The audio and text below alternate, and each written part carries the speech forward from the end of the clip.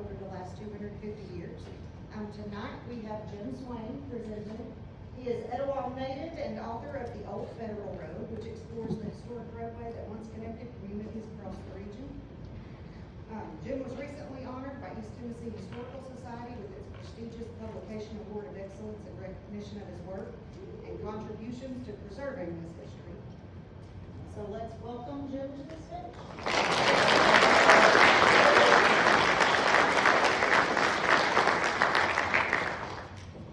Well, I probably won't be able to see everybody out there, but I tried to make my way around enough to kind of see where everybody's at. So in memory of my grandmother, Ruth Swayne, when we had a cabin out on Parksville Lake, and you had to take everything over by boat, had to take it up a hill. So every time we got started on something like that, she'd say, "Stop." You'd have a refrigerator on a 2-liter, and you had to get a picture. So just in memory of her, we want to you guys smile. There we go. All right, and I hope you enjoy this tonight. It's going to be just a little bit different. We'll have some books for sale at the end. If we run out or anything like that, if you decide you want one sometime down the road, you can go on Amazon and just look up Old Federal Road by Jim Swayne, James Swayne. So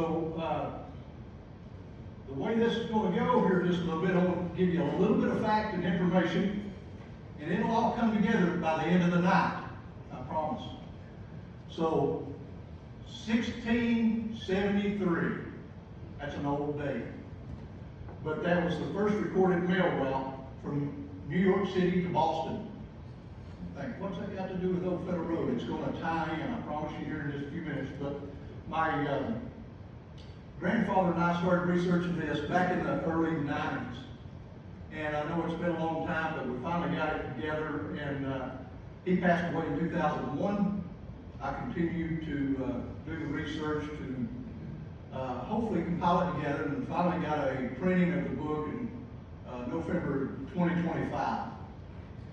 The Old Federal Road, what you'll find out tonight, a lot of people have heard the name, didn't know much about it. So it's an old mail route. So in 1805, up at the Telephone Blockhouse, there was a treaty between the government and the Cherokee Indians. And what that allowed for was safe passage through the Cherokee Nation. So that's the main reason for the road. But as we all know, commerce is going to take place, and military action is going to take place. So even in the Civil War, you're going to have the Old Federal Road referred to quite a bit.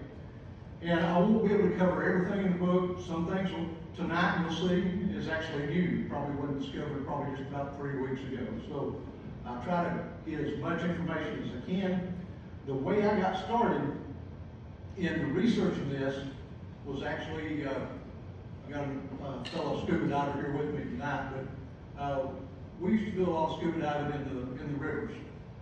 Hiawassee, Tennessee, Ocoee, Tellico, and when it was raining or if I had an off day, I would go to the libraries, courthouses, and try to find out, okay, where are we going to dive? And so we had quite a few different places, and you'll hear a little bit about that tonight. So that's how it started. And then on the information that I would get, since I was on swing shift, I would take it by my grandfather's house and spend at least a day a week or sometimes more. And we would go through this, and one of the things that was always in common was this road. So we started developing a little bit of a research project for it. And a lot of people ask, well, where did it start? Well, I'll start at the Telephone Blockhouse because that's where the treaty was signed. And I covered 3 particular counties in Tennessee. Could take it on further north to Blount County, at Maryville and Knoxville. But I tried to stay locally here in Tennessee with the same counties that Overhill represents. And then you can go to Georgia And Georgia really did a lot of research on the old federal road, so you can see a lot of signs down there. Here in Tennessee, when I first started, there was one sign off 68 between Madisonville and Tulsa. There was one sign that talked about the old federal road. You'll see a little bit more about one tonight. The research material used was deed records, census records, maps, 1832 Matthew Ray map, TVA maps, diaries, road commissioner books. And these were quite a public find that not many people realized, but the road commissioner books in all three counties would list an overseer, which is a supervisor, and the people that worked on the road.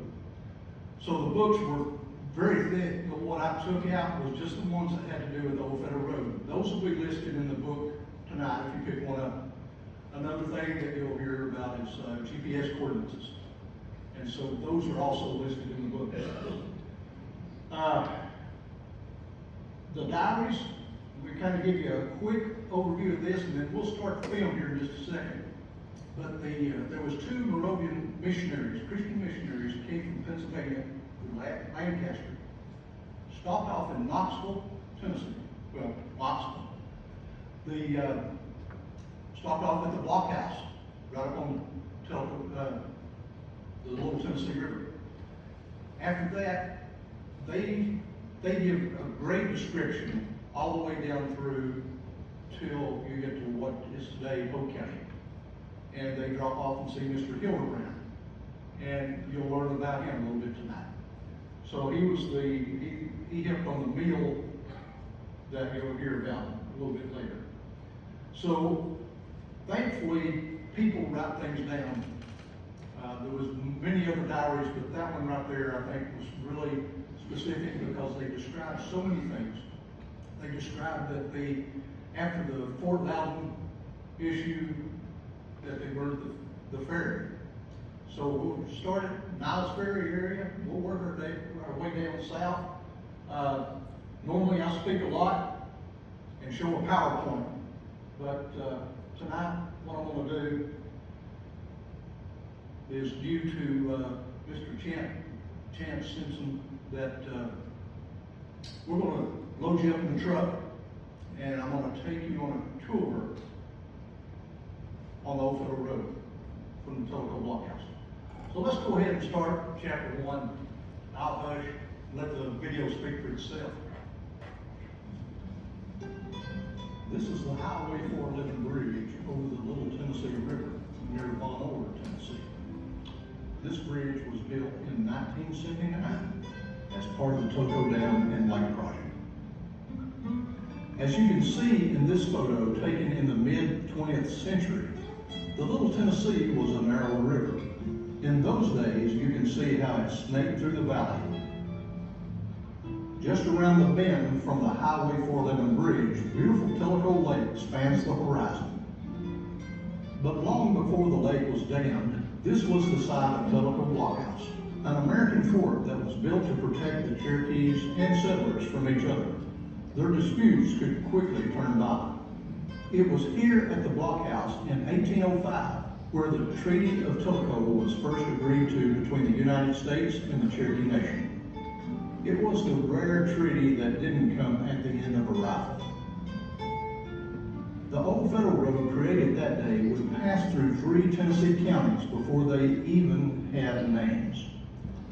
That's how far back in time the road goes. The Treaty of Tellico gave the United States access to a network of roads running through Cherokee Uplands and permission to build a new federal road from the Little Tennessee River all the way down to the Tombigbee River in Alabama and the state of Georgia.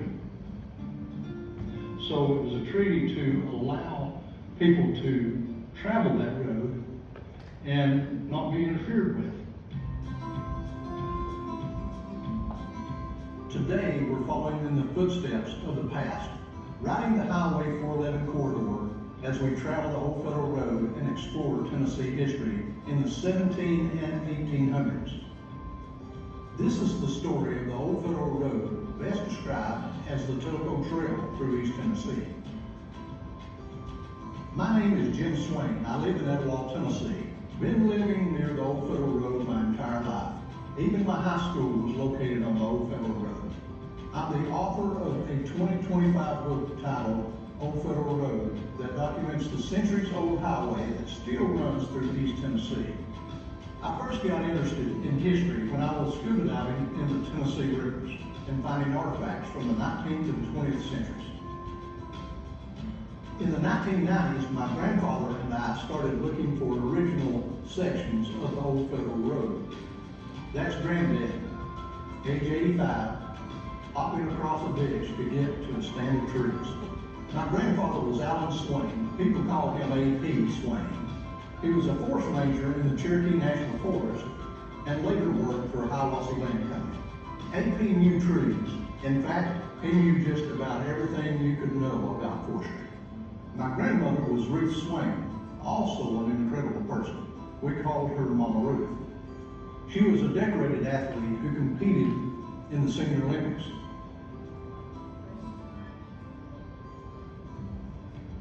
Eventually, with the work of Mike Jacobs, who was Granddad's son-in-law, we were able to create a map that showed the route of the Old Federal Road. It's the dotted red line. At times, the Old Federal Road's route veered south and north of modern 411, usually to avoid low-lying areas prone to flooding. Walkers and horses always had a hard time getting through mud. At the beginning of the 1800s, the British overlords were finally gone from America. England might have had the most firepower and most experienced soldiers, but we were on our home turf, and it meant more to us. With help from our French allies, always looking to stick it to the British, American soldiers defeated the English redcoats in battles up and down the East Coast.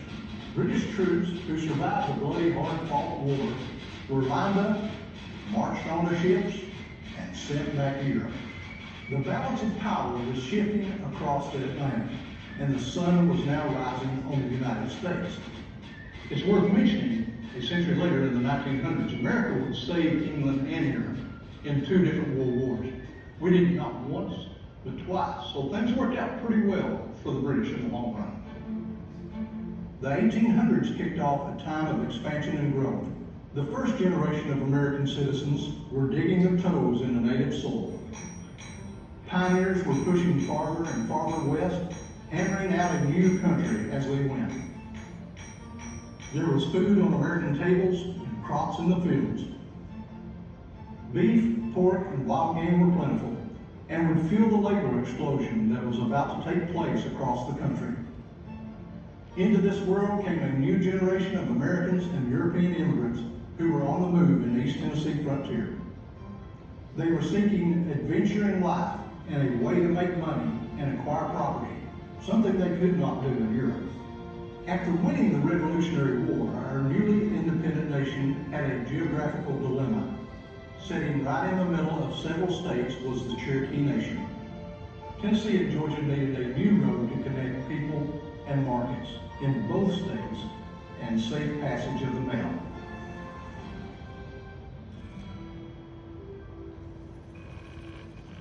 In October of 1805, 14 Cherokee chiefs made their way through the Tennessee mountains to meet with the U.S. Indian agents at Telephone Blockhouse to agree to the Treaty of Telephone, establishing a new federal road that would pass through tribal lands.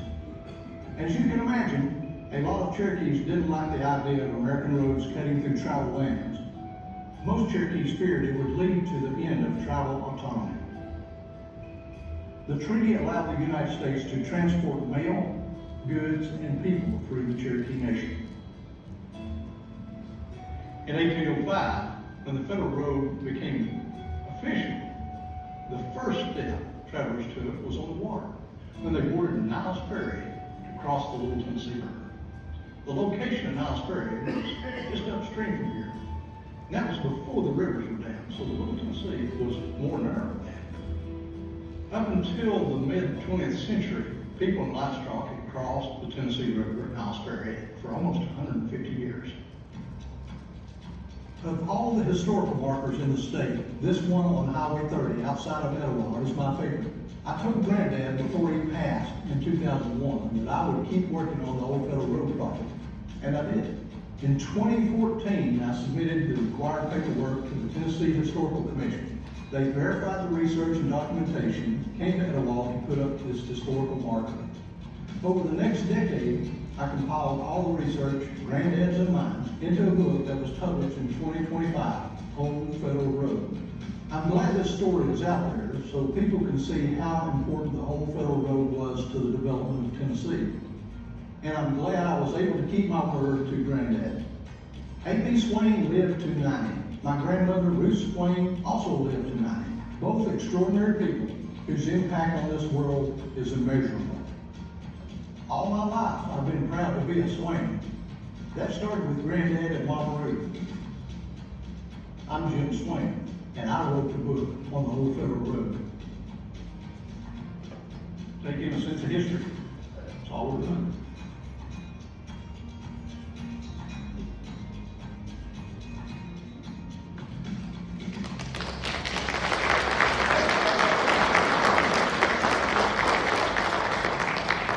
I really appreciate you guys being out tonight, and I want to let you know that, for one person to do research is a lot. And I, started in the 90s, and now just now getting it out there.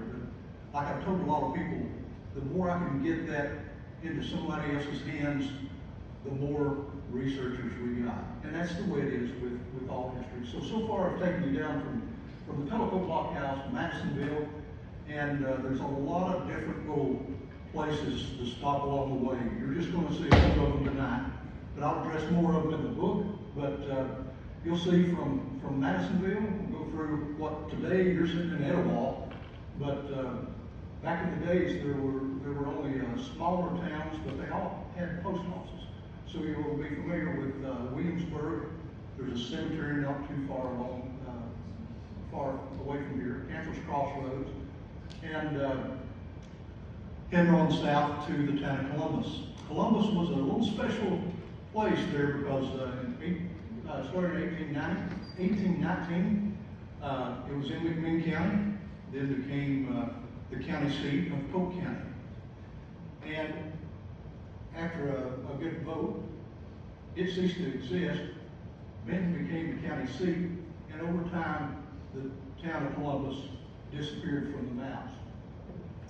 So you've got Benton. Eventually, you get to the rivers: the Ocoee, the Hiwassee, the Conasauga, and the Tennessee. The reason I mention that is because before the railroad, you had foot traffic, wagons, and boats.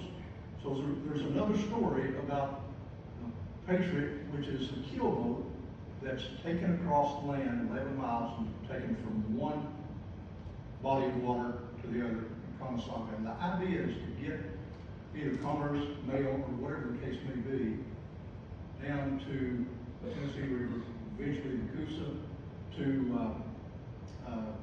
down into Alabama, to Mobile Bay, New Orleans, and it's like having boat traffic. So there was another study done, a survey, to try to link the waterways together. And that probably would have happened, but two things kept from happening. One was the Cherokee Nation, so we don't want that happening.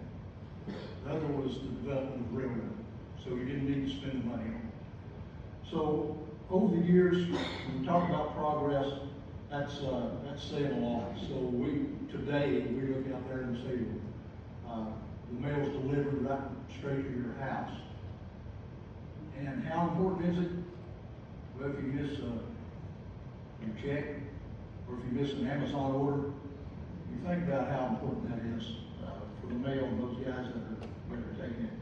I've recorded about 60 different GPS sites in the book, and the reason for that, thank God for technology, is so that people will be able to find those spots again long after I'm gone. There were a lot of obstacles to overcome. Madisonville had one of the tricky things is it was previously known as Telco. Changed to Madisonville. Then there was a another petition to keep it Madisonville and save it from being changed to Telco. So you start running into some of that stuff in history that's really kind of eye-opening. Let's see, the town of Columbus, if you tried to find it today, if you read the book and see the show, you'll find out a little bit more about that. There's nothing really left. Graves are for a very long time, if you're above ground. So find the tombstones, you'll see that in this next chapter. Let's go ahead and chapter 2.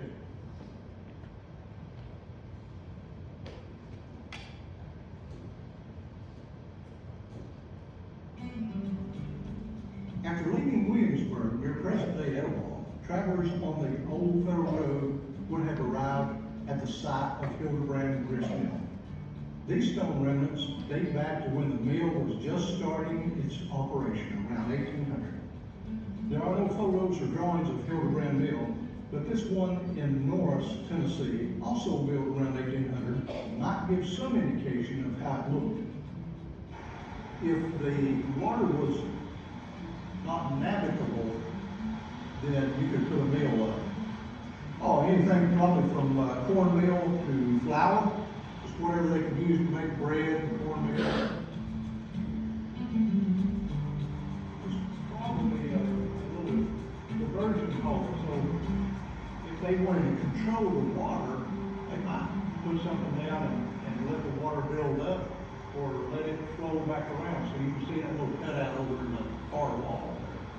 It was the U.S. government who hired John Hildebrand to build a grist mill here to provide flour and cornmeal for settlers and for Cherokees. The government considered a grist mill a necessary utility for citizens and wanted to have a mill within walking or wagon distance of most people's homes. You want to know how happy I am when I find actual remnants of the past?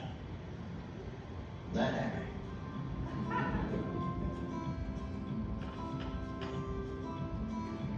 As I was driving by, I got a quick glance at some old steps on a farmhouse.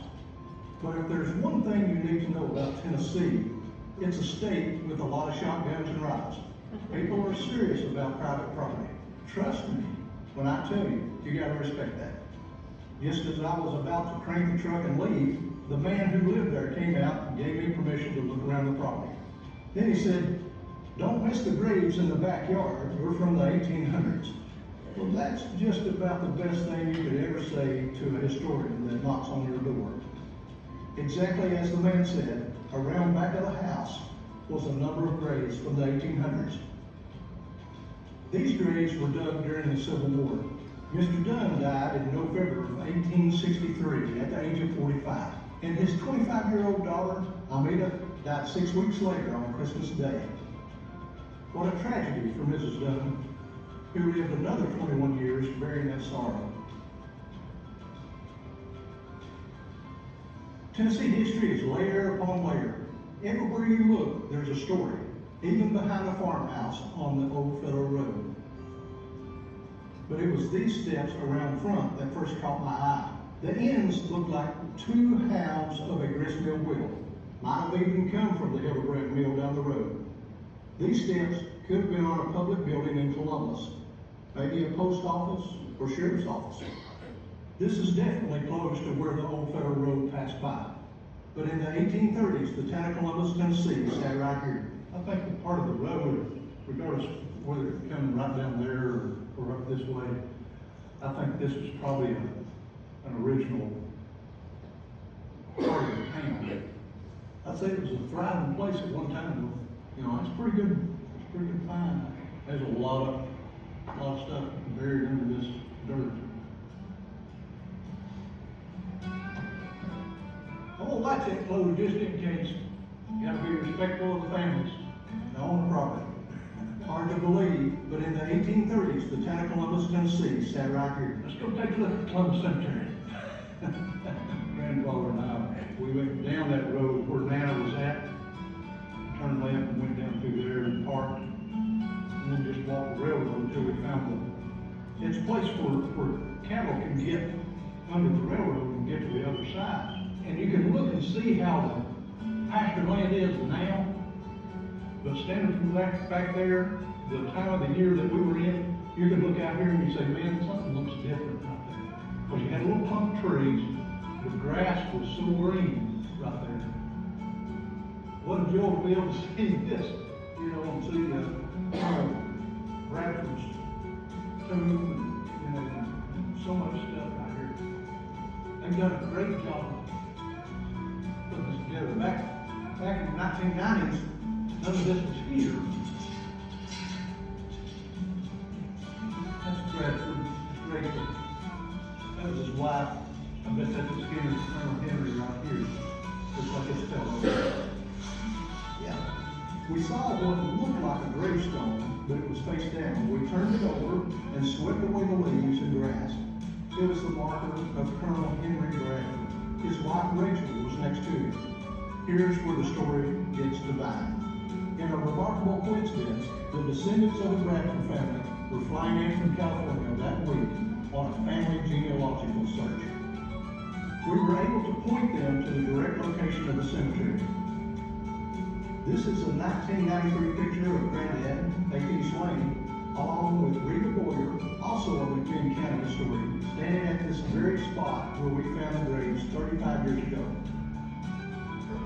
For historians like Granddad and me, helping a family find the graves of lost ancestors is just about as good as it gets. That was one of my all-time favorite moments in our search for the Old Federal Road. There's probably multiple graves out all along through here. So over time, the town of Columbus, as you can see, virtually disappeared. If you look at the date of town of Columbus, you're looking at 1839, 1840. Not far from here, you had the mill.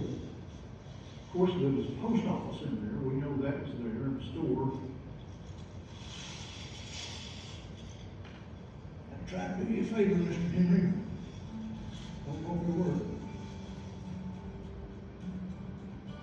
Before we leave Columbus Cemetery, there's an interesting historical footnote here. Colonel Henry Bradford was the Justice of the Peace when David Crockett and Polly Finley got married in Tennessee in 1806. Over the next 30 years, Crockett lived an extraordinary American life until it came to an end at the Alamo in Texas in 1836. David Crockett led a troop of volunteers down to Texas. In fact, that's where the University of Tennessee gets the name from, Tennessee Volunteers. You got a lot of folks laying to rest up there, I'm sure. Everywhere I go, I look for old trees. Guess I get that from Granddad. I like to imagine how many stories they could tell about what happened right here in this exact spot over the last 100 years or longer. One lesson the Old Federal Road will teach you: nothing can stop the freight train of time as it barrels down the tracks. You know, things just, they can't sit still. Progress just, it's going to move on.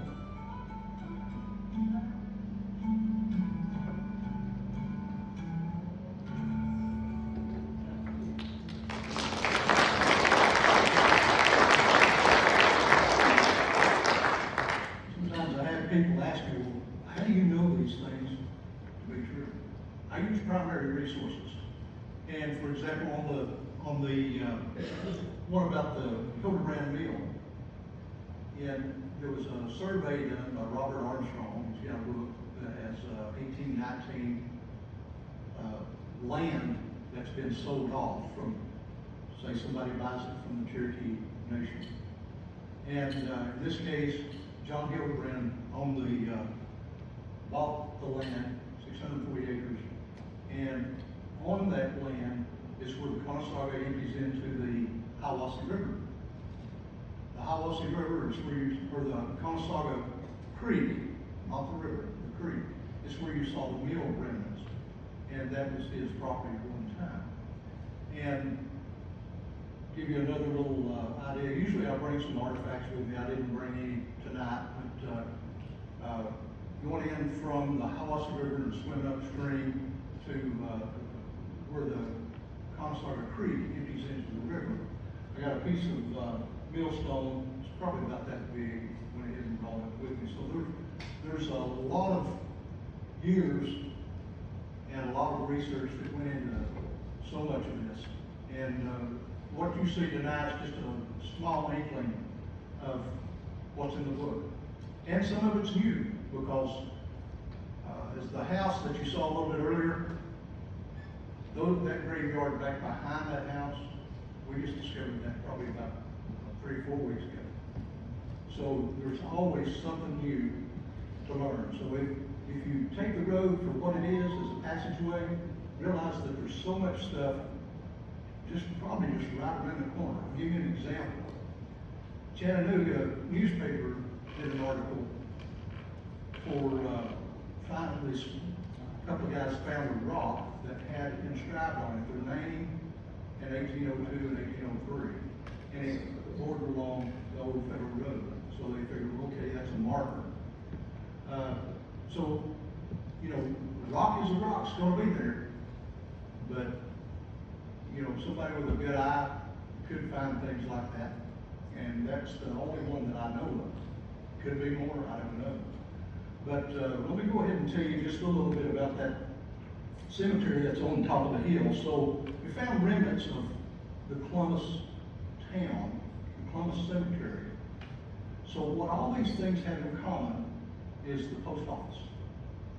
So if you take and you draw you a straight line, geometry will tell you the shortest distance is a straight line. And if you look at those things, those post offices, and see how it comes from north to south, or vice versa, you can pretty well get to the vicinity of how that road went. Then you start looking for things like deep ravines and things of that nature. I do want to let you know that in Georgia, the road did split in Ramhurst, Georgia. One side went west, one side went east. I concentrated on the east side, but on the west, from Ramhurst, we go up through Chattanooga, Brainerd, and Stones River. Stones River connected to Nashville, so you can see how things were opening up there, and that's a federal road. Then it continues south through Georgia.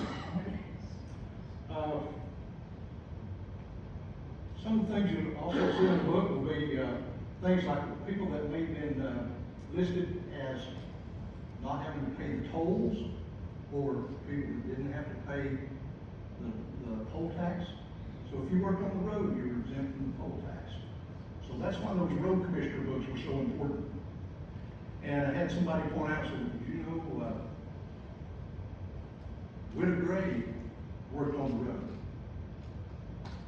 I was just making a list of names. I didn't realize that. But you know, you had females work on the road just as much as the men. So you had justice of the peace, judges, governors, ferry operators, which were typically the Cherokee family, were exempt. The road was laid out, even though the government signed the treaty, the road was laid out by the best and most convenient way between the Cherokee and Tennessee representatives, the Cherokee and the Georgia representatives. So that's how they came across that route.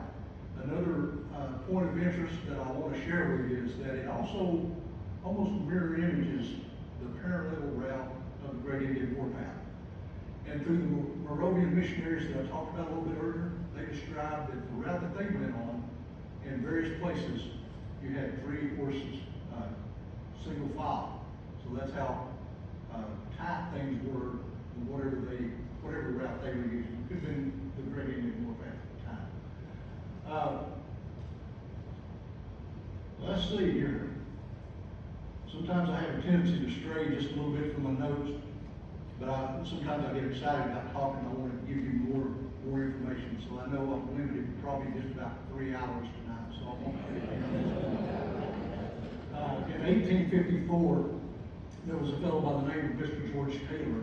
He was exempt from working on the road. He went and appeared before the court, and due to injuries that he sustained from skirmished with Native Americans. He was exempted from the road. So you start finding some of these things out, and it really, it's not just a history thing, it's personal to a lot of people, because if you can trace your family back to some things, maybe you'll come across George Taylor. Maybe you'll come across someone that actually worked on the road. And, the 1920 census, if you start looking at it, it'll tell you in the margin who lived along that road. So that's why I addressed that in the 1920 census. You look at that, a lot of times in the margin, it'll say Old Federal Road or 3rd Street or wherever, so you can find out exactly where people lived. So let's go ahead and continue. This is the last chapter. There is so much more material, but we're going to condense it all for you here tonight. Hopefully to get your interest. And from here throughout, I'll still be speaking in various places. And you got questions, you see me down at the coffee shop, or see me out, call me or whatever, email, I'll be glad to respond to you. Let's start back with chapter 3. Let's take over chapter 3.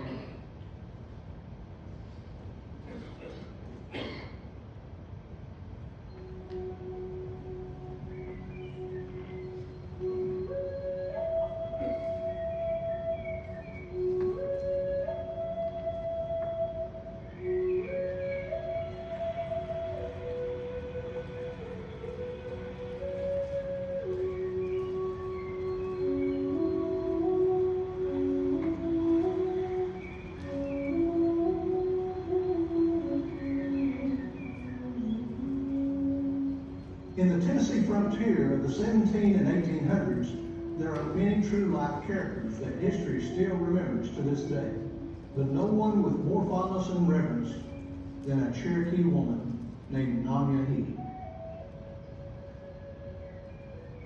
In the 1750s, when the British built Fort Loudon on the Little Tennessee River, Nanya was in her early 20s, but she was already a voice for peace between the Cherokee and the English, often stepping in to save people's lives on both sides of the conflict, even at her own risk.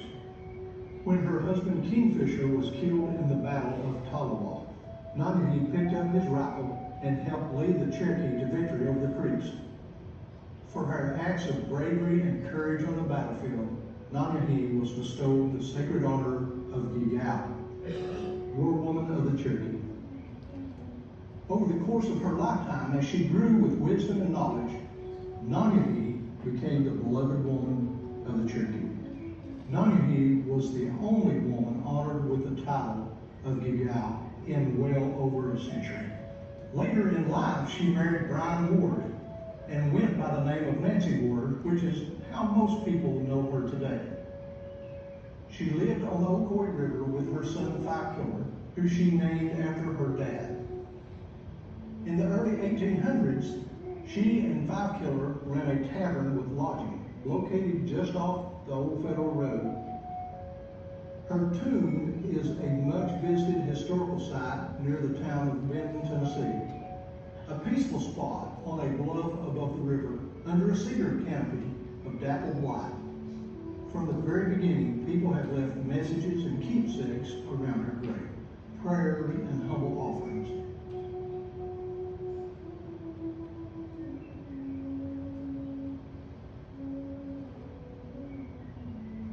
Nanya is a true-life Cherokee legend, but she was also a real person. Her energy and spirit are still remembered and celebrated in the modern world 2 centuries after her life. That's pretty remarkable when you think about it. Old cabin on the site of where the famous Cherokee woman Nancy Ward died in 1822. According to the leaves of the family tree book, here John Hildebrand, great-grandson, attended the funeral when he was 4 years old. This is John Hildebrand, age 4, in 1923, the great-grandson of Nanya. You're about to meet the Hildebrand family in the next chapter of Tennessee history on the Old Federal Road. Wait till you hear their story. In 1822, she was buried here above the Ocoee River. Nanyehi lived a meaningful, memorable life. When she was young, she had a warrior spirit. When she was older, she had a peaceful spirit. One person, one journey. Just down the hill from her grave, the Ocoee River flows swift, freeing Nanyehi's soul day after day as it rushes by. In less than 20 years after her death, the Cherokee Nation would undergo a cataclysmic event. The sun that for so long had shined warm on the Cherokee, always giving them a bountiful harvest, now burned white hot in the sky above the dusty, dry plains of Oklahoma. Despite assimilating into American culture in so many different ways, the Cherokee and the other tribes of the 5 nations in the South would not be allowed to remain in the United States. Cherokees were rounded up at gunpoint and confined in stockades like prisoners of war, held there until it came time to start walking west. One of the families personally affected by the Indian Removal Act of 1830 lived right here at the top of this field.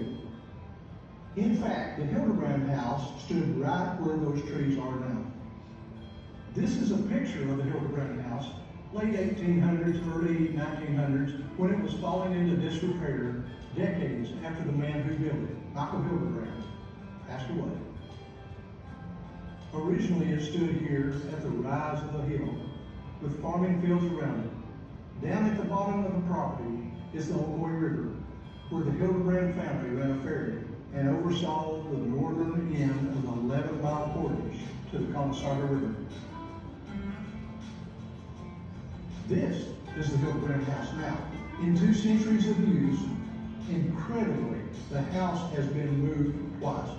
Today, the owner is Hunter Reddy, a University of Tennessee history major, and his wife, who are raising the family in this historic home with a true, one-of-a-kind backstory. I contacted Hunter about seeing the house, and he was kind enough to invite me out to his property in Polk County.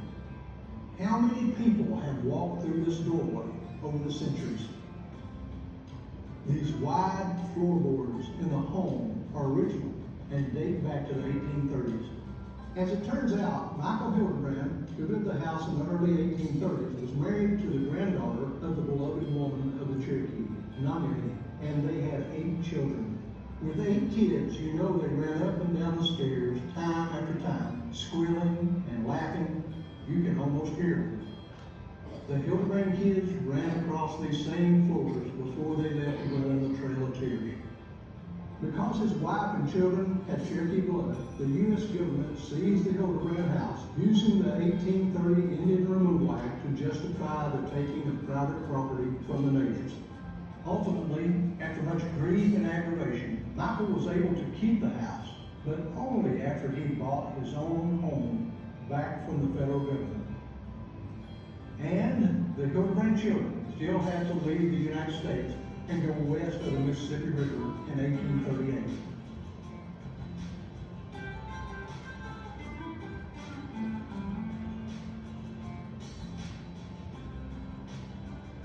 Originally, a brick porch ran the entire width of the front, and an upstairs porch was tucked in under the roof.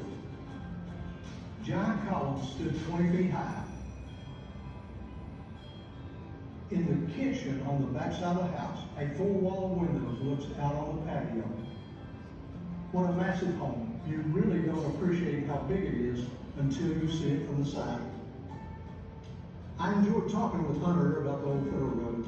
It's good to see a young man interested in the past and knowledgeable about his surroundings the way Hunter is.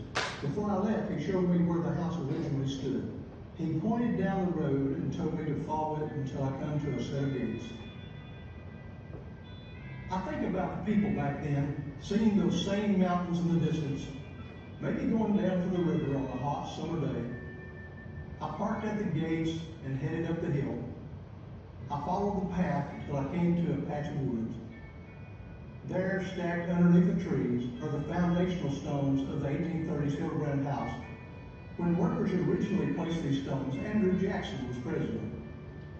This is serious history, just sitting here in the woods, unbothered by time. The house was built here because it was uphill from the Ocoee, high enough on the ridge to catch the afternoon breeze, and far enough above the river to keep from getting flooded. Michael Hildebrand was also a farmer, so these fields would have been full of crops in the 1830s. At the lower end of the property, down in those trees, is the Ocoee River. It was here that boats would be taken out of the Ocoee River and hauled 11 miles across dry land by a team of oxen until they reached the Conasauga River. All 11 miles were on the old federal road, and it was a long, hard slog. But it gave Tennessee the solution it needed at that time in its history, and it showed the ingenuity, hard work, and can-do spirit of Americans in the 19th century.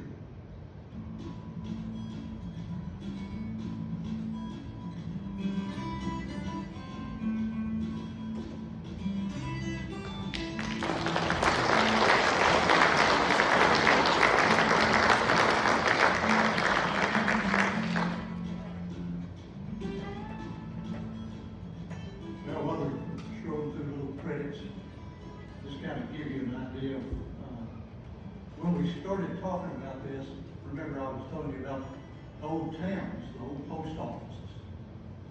So as you go through the road,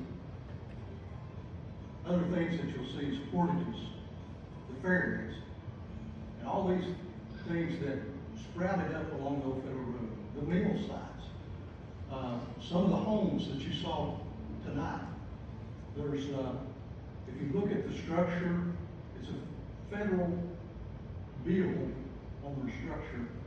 So you got, coming from the north to the south, you'll have, some of them still standing today. Vastine Stickley House in Madisonville, just back behind the courthouse, within probably about, maybe a half mile or less.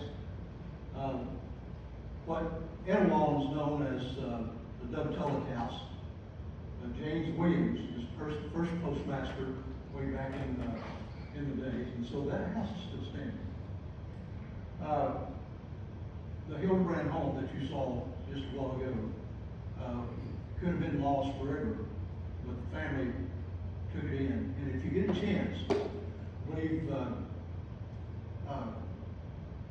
Hunter will be giving a speech down here, I believe, in the future, near future. I would encourage you to see it. I've already saw him at Calhoun. He brings to life that house in a great way. If you continue down south, the McNair's Portage, where you saw the gravestone, a few feet high, David McNair's grave, his wife Delilah.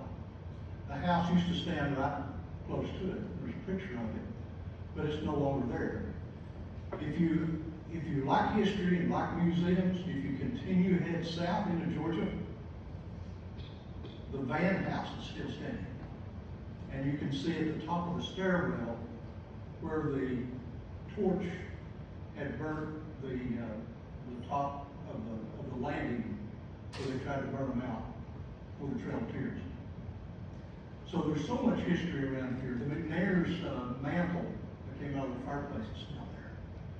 So what I'm saying, I guess, when you start looking at some of these things, the old Fort Marr, some of these places, yeah, they're replicas. Some history is still there. But I encourage you, if you've got anything to do with East Tennessee, visit these museums. You know, gas prices going up, you can take a day and probably see so much. I encourage you to visit the museums. If you start seeing things words that don't, you may not understand, think about it. Stands, didn't know what that was. But over time, people would take in travelers. And so Nancy Ward's Inn, all these portages, they had places for them to stay. So there was quite a few stands or inns, or what we'd call hotels, along that line. So The book will probably fill in a lot more information. I hope you've enjoyed it tonight. There's so many, in conclusion, there's so many roads and trails and stuff that's throughout this whole nation that we try to take care of. You've got, not just Trace, Unicoi Turnpike. Those names will ring a bell. The Oregon Trail, the Trail of Tears, they all have such a meaning. But one that might start getting a little bit of notoriety, the more it's talked about. It's the Old Federal Road. So take these short drives. I want to thank my grandfather. We worked together on that quite a few years, and you know, sometimes you just wish, you know, they could see it in fulfillment, but I think he knew the direction it was going. An uncle of mine, Mike Jaquish, helped me take the GPS coordinates and we lined them up to what you saw on the map. It's in the book. And Chance and Jim Simpson. They did the video. They took it from just a regular standard PowerPoint to another level. So at this time, we've got a little bit of time. I'll try to take a few questions if you want. If I can't hear you, I'll probably come down to you because there's not a microphone. And I can't see you really. So if we've got anybody that's really just itching to ask questions. Mr. Grimer. Where did the road go to Etowah? To Etowah. Well, that's a good question. Let me see if I can figure out which way to start you with. Martin Lane, if you come from across Highway 30, there's various pieces of property. Sonia Harper's place. Some of you folks may know her. Come around that way, back behind what we call the community center, where the sign is located.